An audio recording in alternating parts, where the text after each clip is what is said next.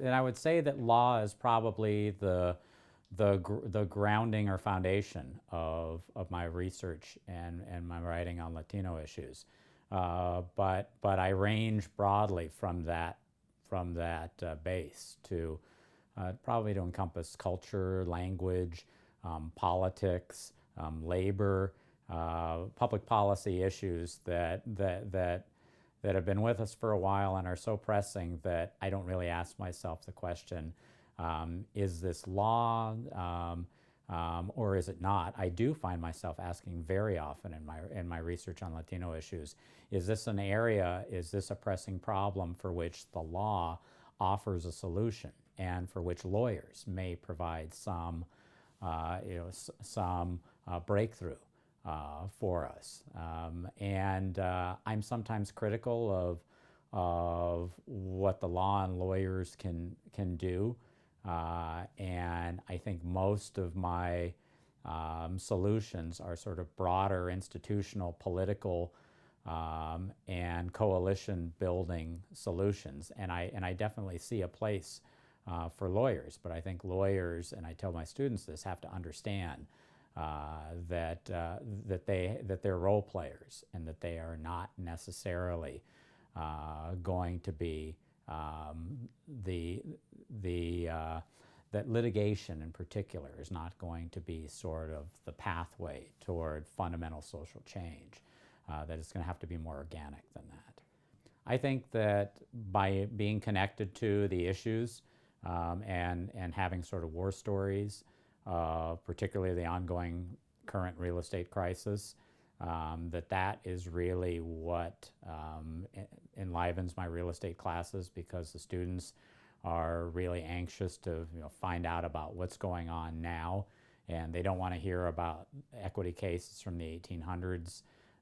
They want to hear about what's going on now with construction stoppages. And where, how are projects going to get jump started? Where's the money going to come from? What rights do lenders have? What liabilities do borrowers face? So a lot of what I hear sort of being part of that real estate lawyer and community and development community up there is what then finds its way into my treatise, finds its way into the casebook, and before that gets auditioned in the class.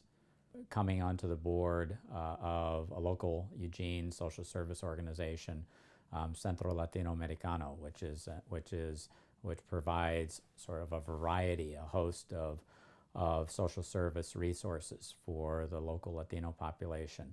And in that role, eventually as president of the board of directors for that organization, I really came to find a voice, number one, on Latino issues, and also a purpose to try and tackle some of the issues that were being faced then that are still with us in large part today through my scholarship. So I really have to credit that time, that often wrenching experience dealing with sort of on the ground community level issues. Really, I think informed my research and gave my research credibility among the audiences that I'm trying to reach. Before I entered academia, I didn't understand the link between research and teaching as well as I do now.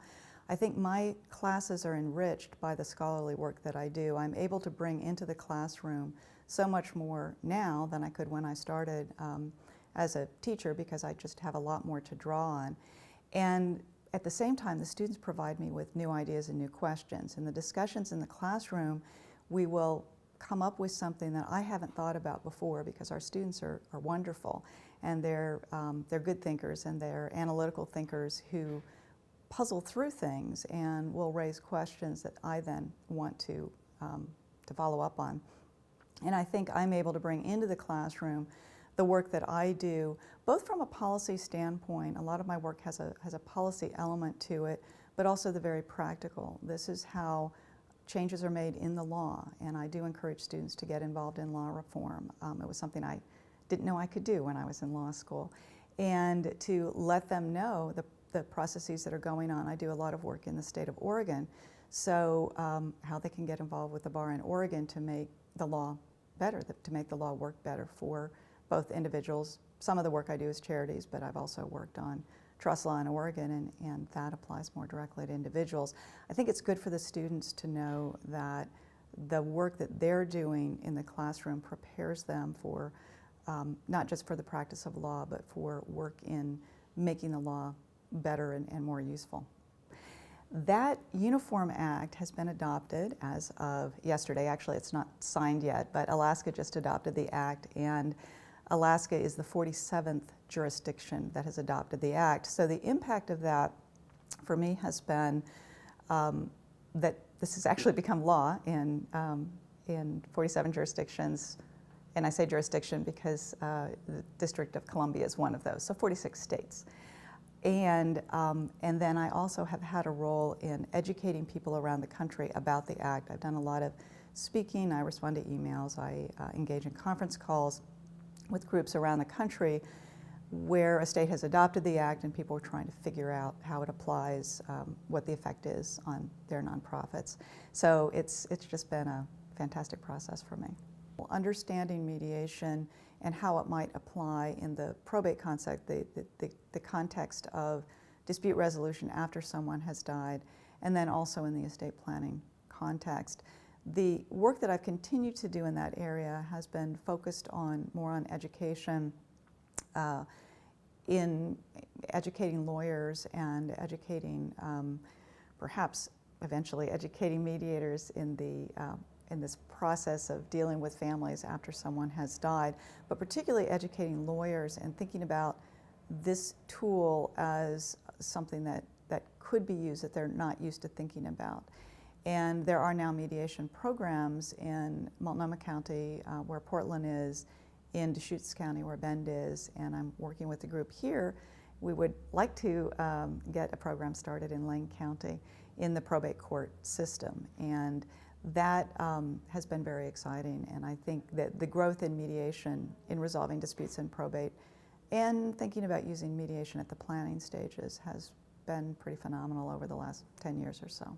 Present environmental law is very structured according to statutes, and what has been forgotten is the whole framework of environmental law, the underpinning, which is a property-based trust framework. And I'm trying to revive that trust framework because I think it transcends so many of the difficulties we face in environmental law. We have trouble holding our officials accountable because they are politically pressured oftentimes to allow resource use that damages the public. But looking at the public as beneficiaries, we have a property right in continuing the rest of the trust, or the assets in the trust, at a level which assures abundance for society. And so when you adopt a property-based approach, you get out of the political framework, which really is a no-win situation for the public. The public will never have the power that moneyed interests have in persuading government to release resources. My body of work is essentially a call to citizens to protect the legacy that they inherited and to hold government accountable for leaving the same natural legacy to our children, our grandchildren, and great-grandchildren, and generations down the line. In other words, citizens today cannot be alienated from the political or legal process. We are all beneficiaries of nature's trust. We've forgotten that nature's trust sustains our welfare, our happiness, and ultimately our survival. So when I think of my work, I think of citizens using these concepts to hold their officials accountable in a way that the political system has simply failed to do. It's a completely different experience for a student in law school to work with a professor on a project than to just work for a professor carrying out that professor's project. In the Environmental Natural Resources Law Center, we have projects, 5 flagship projects that represent the cutting-edge areas of the law: the Sustainable Land Use Project, the Conservation Trust Project, the Native Environmental Sovereignty Project, and others.